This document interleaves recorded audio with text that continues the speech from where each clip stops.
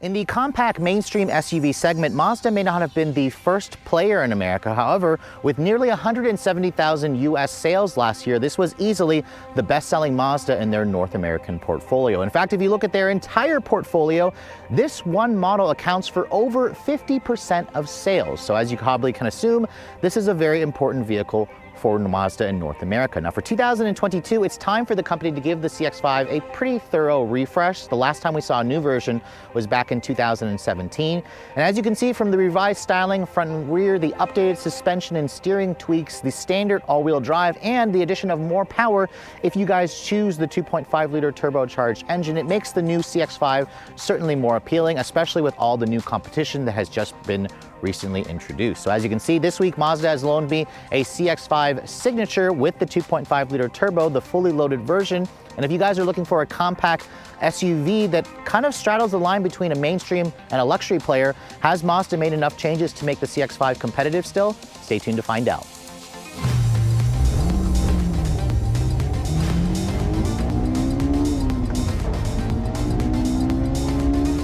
So before we talk about the exterior styling changes, I thought I'd remind you guys what makes the Mazda CX-5 so appealing, and it really comes to under the hood, especially if you guys are an enthusiast and you want a little bit more oomph from your compact mainstream SUV. Now Mazda currently offers the CX-5 in two trims with the 2.5-liter turbo. The trim structure has been updated this year. This one here is the fully loaded 2.5T Signature. It's the only engine that it comes with if you guys go for the Signature trim. And you guys should know this engine pretty well. It's the company's 2.5-liter Skyactiv G turbocharged four-cylinder. It's a big engine and it has direct injection. It has that unique 4-into-2-into-1 exhaust header. It makes 256 horsepower on premium gas, which is up 6 versus last year, and 320 pound-feet of torque.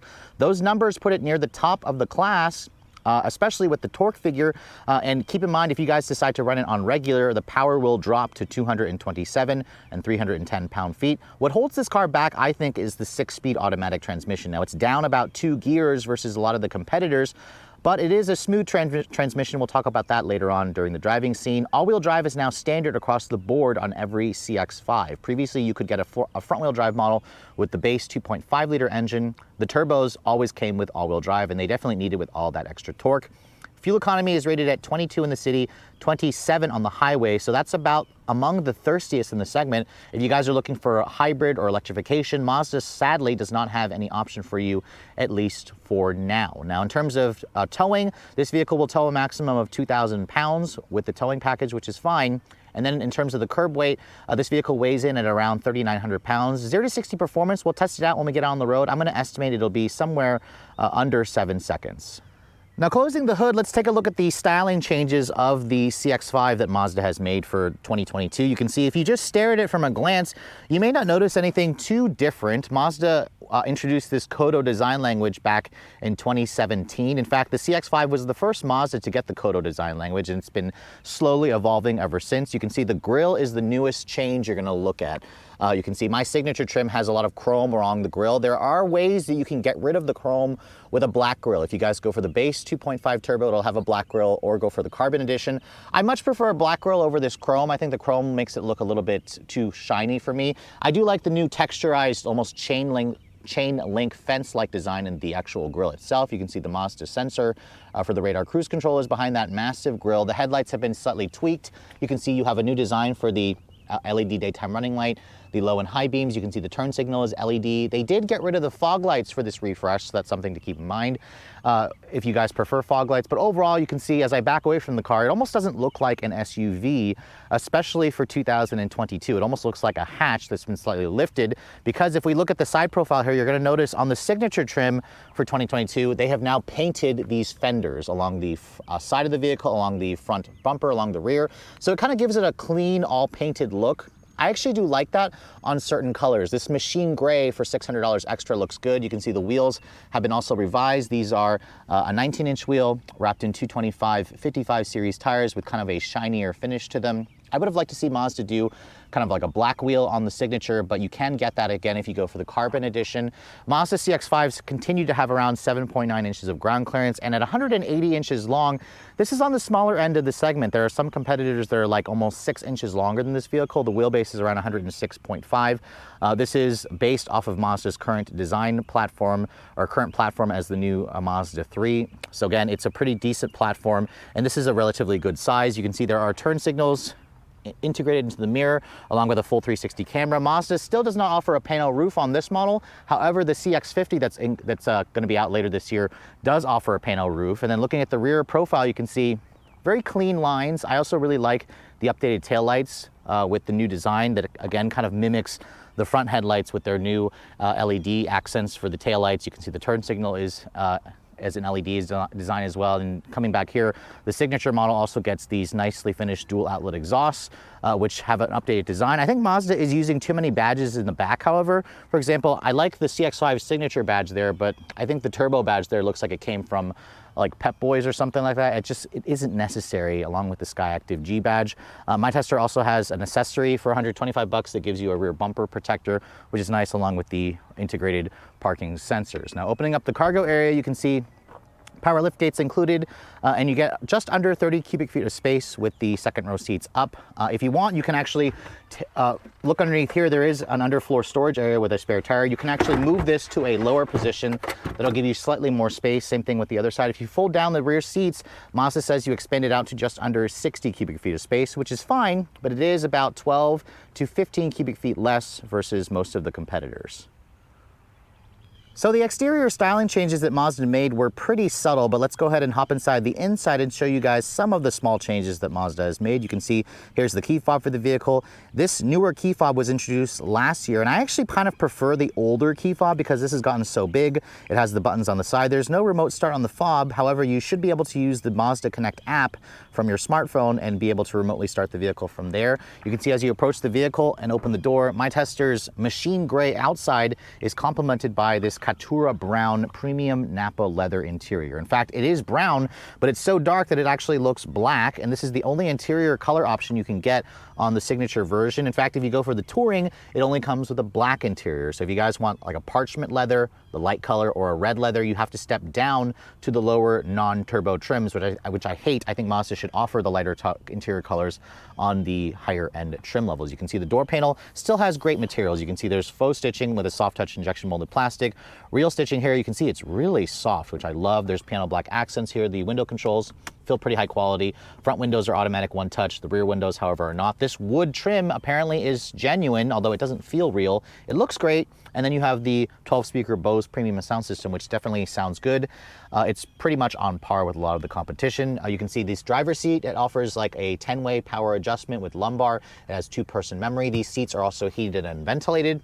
Mazda's cooled seat also works pretty well. The steering wheel is also heated. It makes a great first impression. It feels like, again, this is more of a luxury car when you first open the door. Now, getting inside, with about 7 inches of ground clearance, or 7.9 inches, this is an easy step-in height, and you can see the rest of this interior looks pretty much the same. That's because Mazda hasn't really changed too much in here.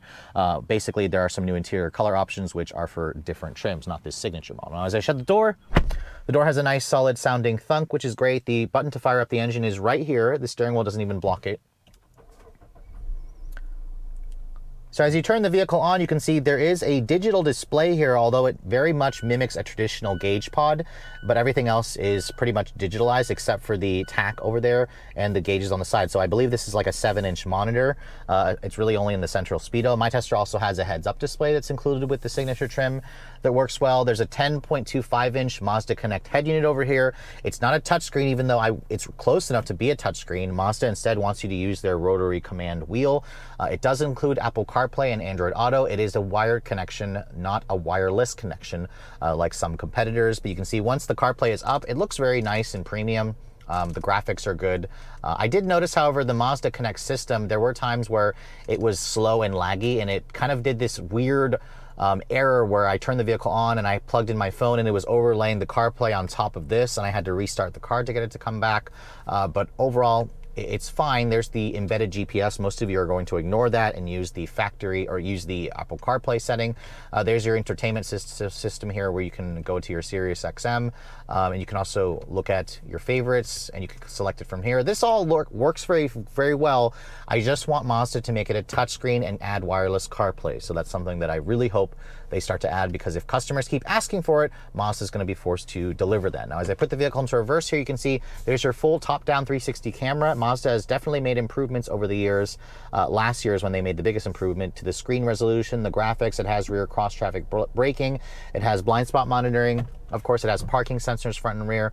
So that's all relatively nice. The materials you can see are soft touch injection molded plastic. Soft touch here with the same faux stitching that's on the door panels. This wood apparently is real. The metal is real. The design looks good still. I'm very excited to get into the latest CX-50 to see the changes.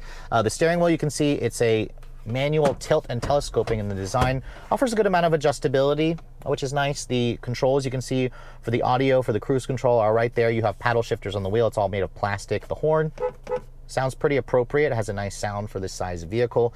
And then looking over here in the center console, you can see there's dual zone climate control. Your heated and ventilated seats are here. You have a heated steering wheel button over here. You have a nice storage area here where you have a wireless phone charging pad. The 6-speed automatic is very traditional looking with the shifter if you prefer that. And then the update for 2022 is to here, the drive mode selector. It's now called MI Drive for Mazda Intelligent Drive Mode. You can see there's a new drive mode setting.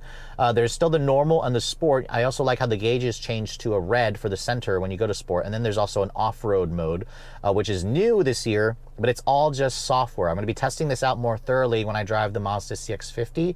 The CX-5 just doesn't really have the off-road chops because it definitely doesn't look like an off-road vehicle. But again, no adjustable air suspension, just all software tuning to the traction control and the all-wheel drive system, which again, Mazda made standard this year.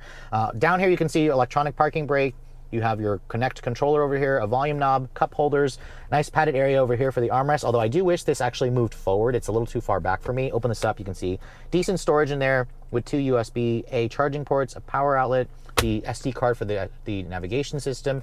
The seats on this upgraded leather model also feel pretty high quality. I really like how comfortable and soft this is. It's also heated and cooled, which is nice. The glove box, you can see, is a bin style. It's damped and it's lined with felt, so it all feels relatively premium. The rearview mirror also has a nice frameless design. Mazda does not do a digital rearview mirror. There's also some LED lighting in the cabin, just a standard sunroof over here with more LED lighting back here. So overall, the cabin still feels pretty nice. It has a good commanding view of the road. It feels a little bit on the cramped side, but at least gives you most of the tech that you're looking for, minus, of course, the wireless Apple CarPlay and a touchscreen. So I suggest looking at its competitors if you prefer those features. Looking at the back seat of the Mazda CX-5, you can see there are no changes back here, and Mazda still says you get around 39.5 inches of legroom, which is among the top in the class, so that's impressive. The door panels back here are also the same as the front, so there's no cost cutting here, which is nice. And then as I get back here, you can see at 5'7", this is where I would have the seat to drive, and it offers a pretty decent amount of space back here. Let me shut the door and show you guys what that's like. I mean, in fact, if they say this is 39.5 inches of legroom, I'm skeptical of that because it definitely doesn't feel quite as roomy as some competitors. This seat where I have it to drive takes up a good amount of my space, so if I want to cross my legs, it feels a little bit cramped in here, so I'm surprised that Mazda is claiming that. There are rear seat vents back here, which is nice. And then if you fold down this armrest here, this is where you're going to find the heated rear seats, which are 3-level, and then your charge port, your USB-A charge ports are in here. I actually really like the design of this, but it does make it a challenge if you have to fit 3 people across, because you won't have access to this if somebody's going to be sitting here. Now, in terms of the rear seat, you can see they fold down, which is what you expect, but some competitors offer the ability to recline, and Mazda does as well. So it's a slight recline, but at least the leather feels nice, and they do include heated rear seats back here. The sunroof does take up a little bit of space here, but back here the headroom is fine, and then you have 2 map storage pockets over here. So overall, the rear seat is decent, but just know some competitors do offer a tad more legroom and a tad more headroom. So those of you who have watched my previous videos on the Mazda CX-5, you'll know that I've always really liked this SUV. It's always kind of straddled the line between a mainstream and a luxury brand quite nicely, especially when you get it equipped with the 2.5-liter turbocharged engine, which my tester has because this is the fully loaded signature model. Now, Mazda did make a couple of changes. We get 6 more horsepower now with this car on premium gas. The suspension has been revised. The chassis tuning's been revised to give us a more refined, quiet ride, better ride quality. But since I didn't get a chance to test this car like a year and a half ago when I had it to do a 0 to 60 test, now that I've got my testing equipment, I do want to see what I can get, because I have a good indication on what this car should do in order to keep up with its rivals. But let's go ahead and see what we can get. Short shifts at 5 grand still. And I just got 0 to 60 in 6.3 seconds. That's actually faster than I expected. Not quite as fast as the luxury brands like the Acura RDX, the Genesis GV70, even the Lexus NX 350 is slightly quicker than this. But this will smoke a lot of the competition, except if you're going to pick a fight with the Toyota RAV4 Prime. So the mainstream competitors just simply aren't as fast as this, although I haven't had a chance to test out the Ford Escape with the 2-liter turbo. I know the Ford Bronco Sport with the 2-liter turbo can get a pretty similar time to this. So it does give the Mazda a unique selling feature, of course, with the 2.5-liter turbo. It just makes this car so much quicker to drive, and it also makes it a little bit more enticing when you guys are looking for a little extra power. Now, I just want to go ahead and try it one more time again. Let's see here what we can get.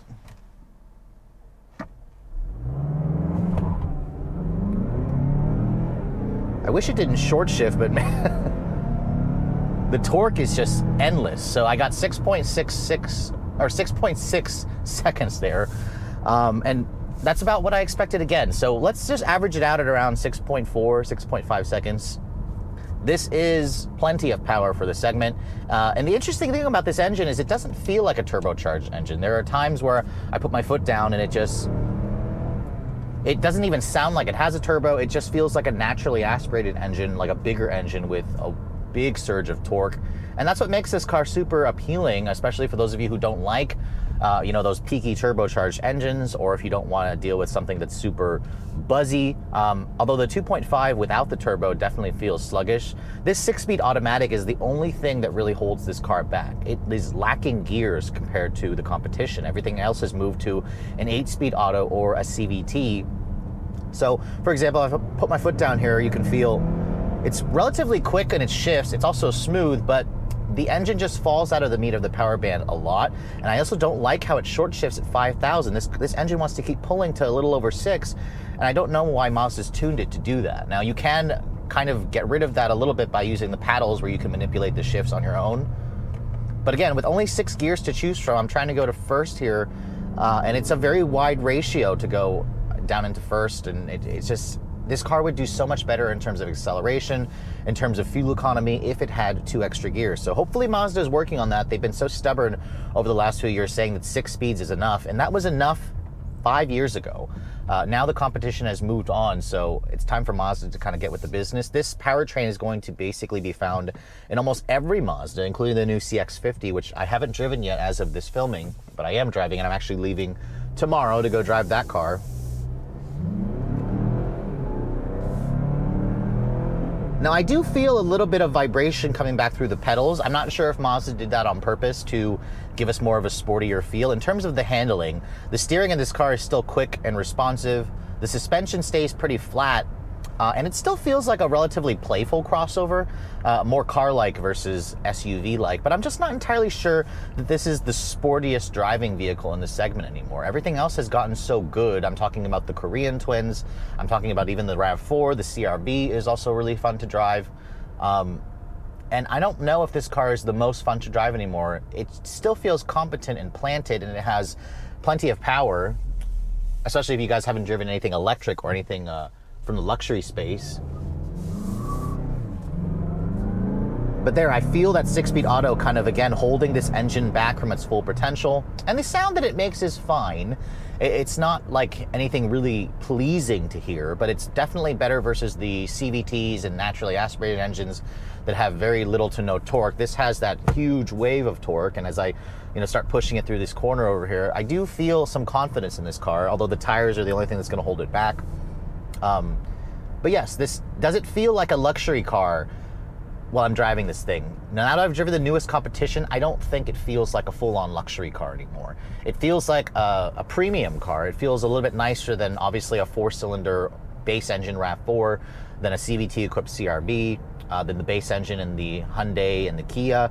However, the hybrid powertrains are what's kind of making this car feel behind. Mazda doesn't offer any kind of electrification, which hurts this car when it comes to fuel economy. I've only been averaging about 23 mpg in my week's worth of testing. That was with mostly highway driving. On the best I could do on the highway was around 24, 25. That's below the EPA's rating of 27.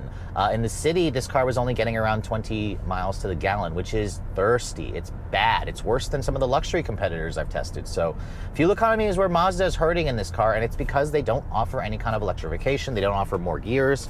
And this engine doesn't even have start-stop. That's something that a lot of competitors have moved to. And Mazda doesn't even have that, which some of you may be really liking how it doesn't have that, but you're gonna pay for that at the pump, especially with gas prices right now being at over $5 a gallon in some parts of the country. So that's something to keep in mind. But overall, it's still a really nice driving SUV. It offers great handling, great visibility. The safety features are good, although the blind spot monitoring in this car can be a little too overzealous. It's always constantly beeping. There's somebody there when I've already clearly passed the car and there's nobody there.